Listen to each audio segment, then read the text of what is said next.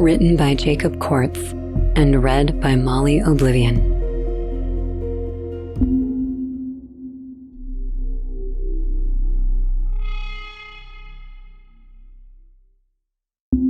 At 3 a.m., she awoke with a feeling of confusion.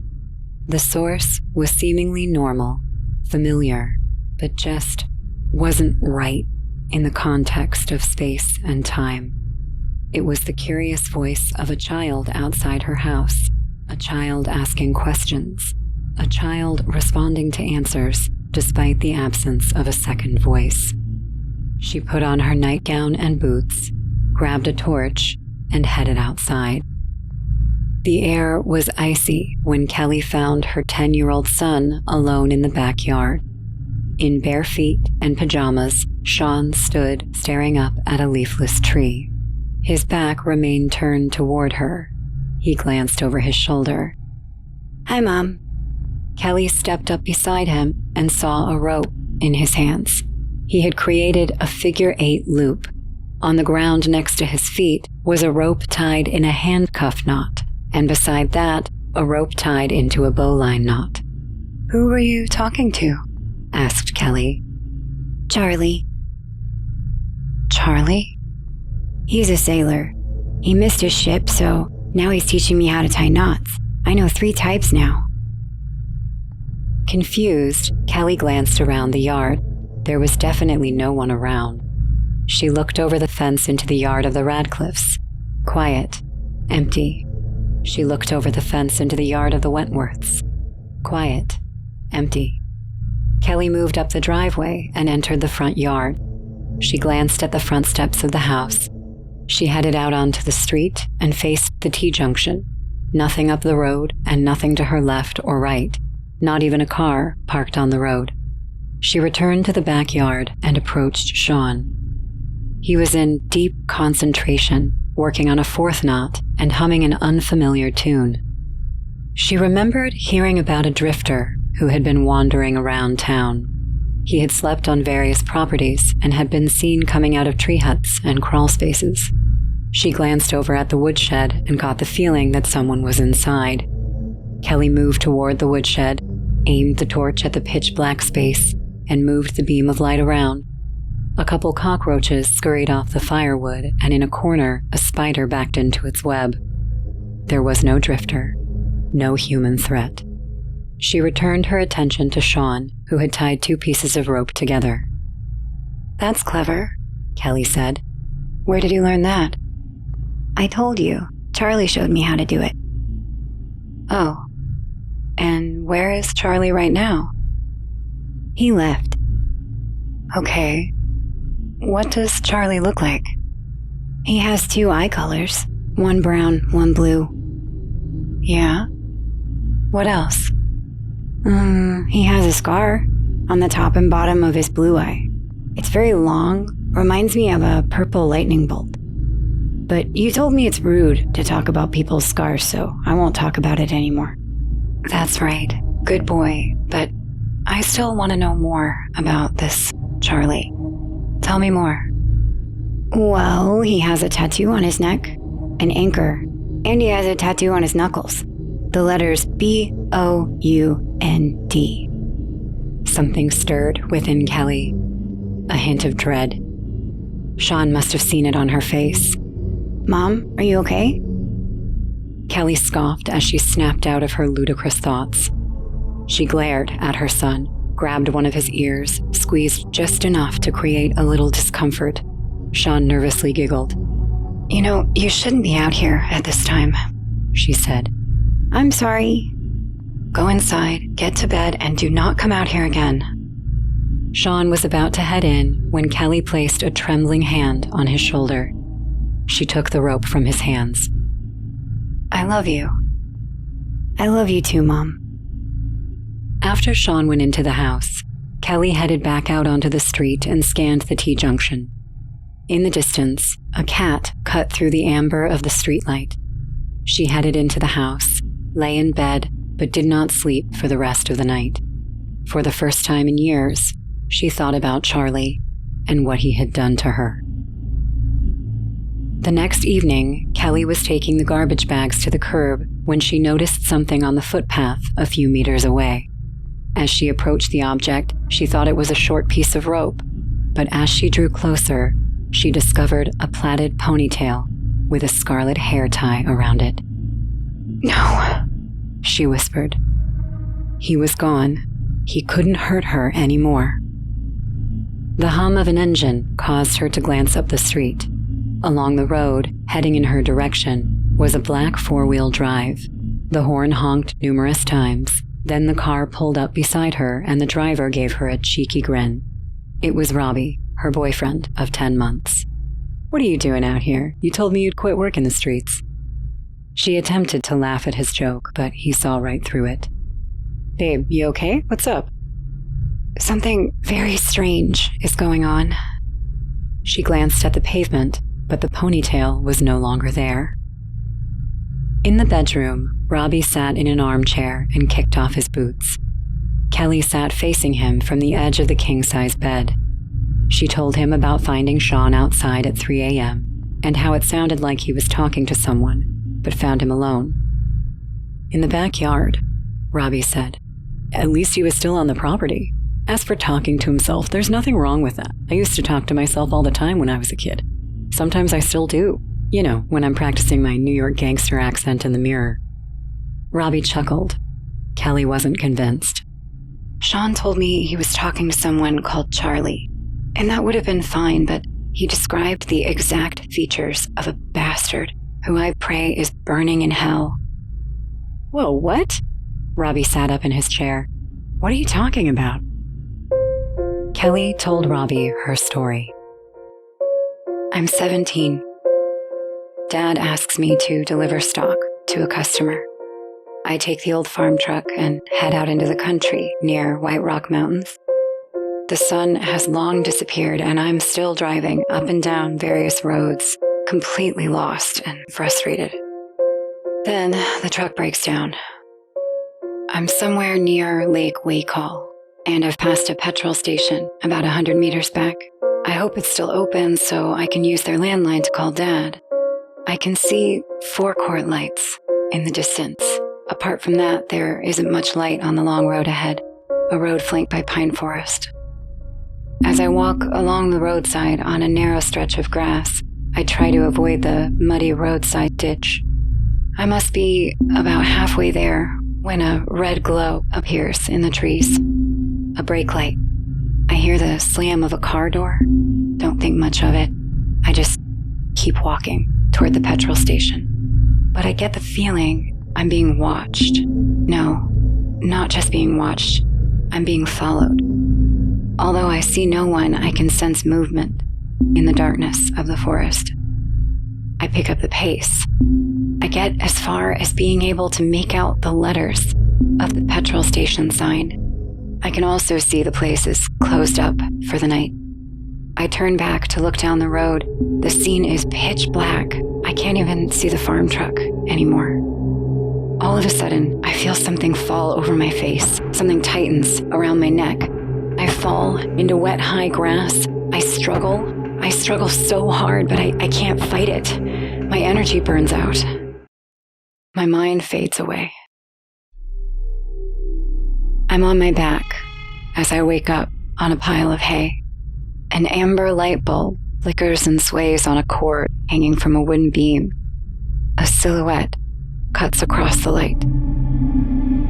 A man stands over me. "Hello, my little mackerel," he says. "You can call me Charlie." For 3 days, this man keeps me locked up in his barn.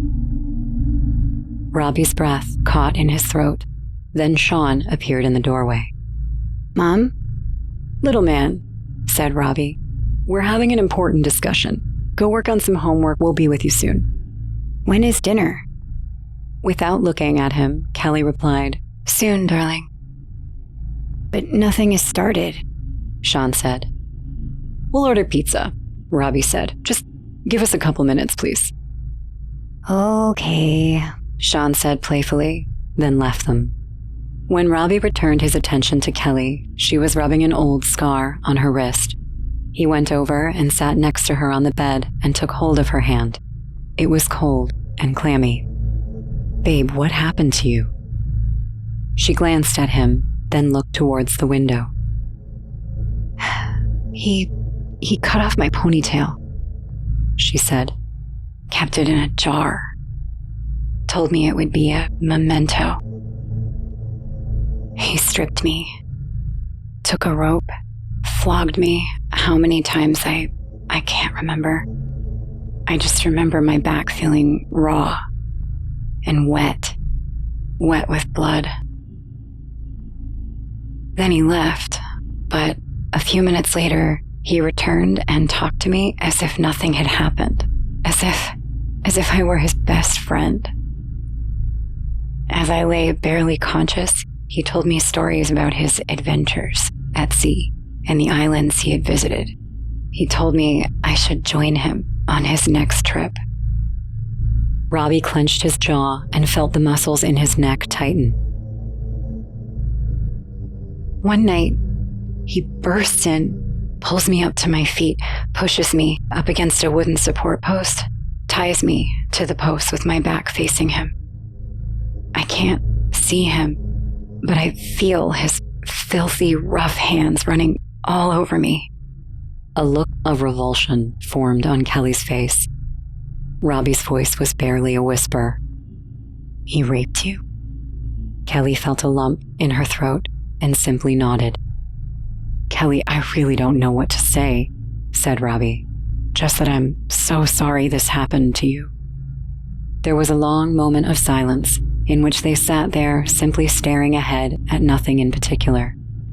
Eventually, Kelly spoke. "After he did what he did, he thought it fit to teach me the history of rope." Robbie exhaled loudly. "How did you get away?" Kelly showed Robbie the scar on her wrist. "You once asked me about this, and I told you it was from a farm accident.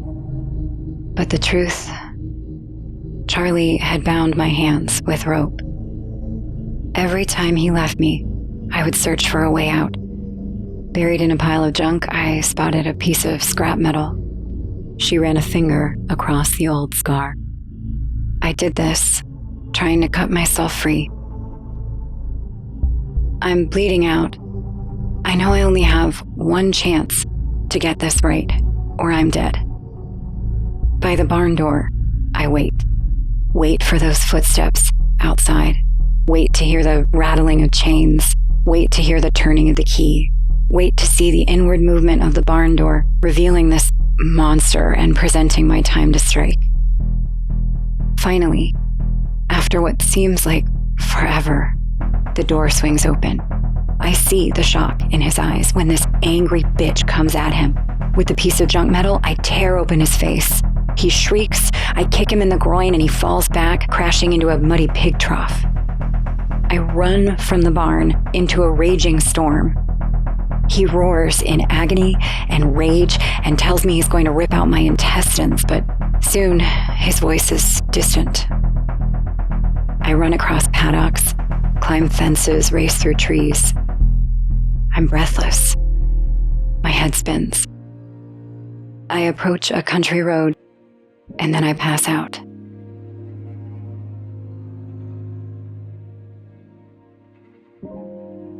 I'm told a farmer was driving the road, found me half dead, and got me to a hospital.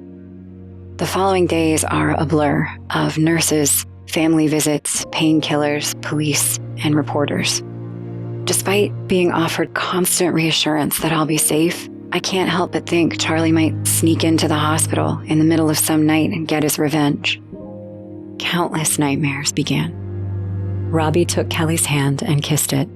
He was usually the life of the party and the most talkative person in a room, but here in this moment, he said nothing. It didn't matter, because Kelly had more to say. There were others. At least 5 women. The police believe I was most likely the first because he screwed up and I escaped. The others weren't so lucky.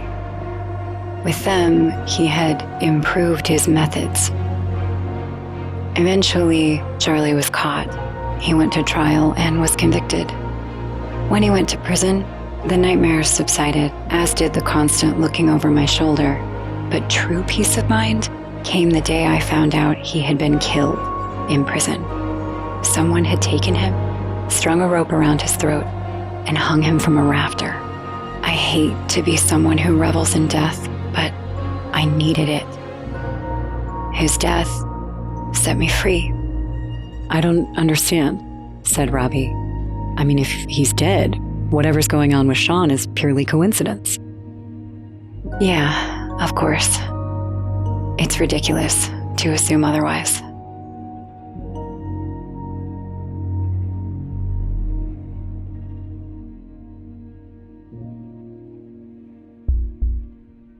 It was around 3 a.m. when Kelly got up to get a glass of water and found the back door open.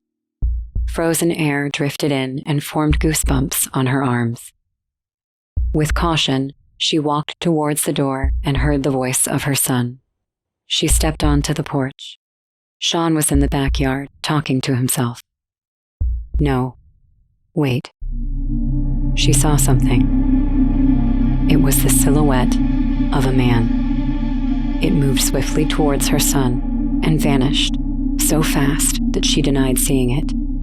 Sean, what are you doing out here? She growled. Sean turned to her, and when she looked at him, she could only see the whites of his eyes. White froth was forming on the corner of his mouth. His nose was bleeding. Charlie wants to tell you something. What did you say? Charlie wants to give you a message. His body convulsed. He screamed in pain before collapsing on the lawn. Sean! Kelly screamed. She rushed over to him and crouched down beside him. Baby? Sean! She shook him. His eyes shot open. He spat at his mother, then pulled her to the ground. He climbed onto her and grabbed her by the throat. The pressure was more than that capable of any child.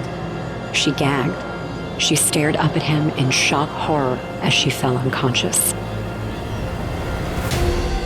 When she woke, she was bound to a tree in the backyard. She felt the pressure of rope tightly wound around her torso. A couple meters away, on the grass, lay the lifeless body of Robbie. He was face down with rope around his throat. 6 kitchen knives protruded from his bag, following the path of his spine. Kelly screamed. Sean stepped up to her, a sinister grin forming across his face. The voice that came out of his mouth did not belong to her son. The voice was that of the man who had caused her so many nightmares. Hello, my little mackerel. You and I have some unfinished business.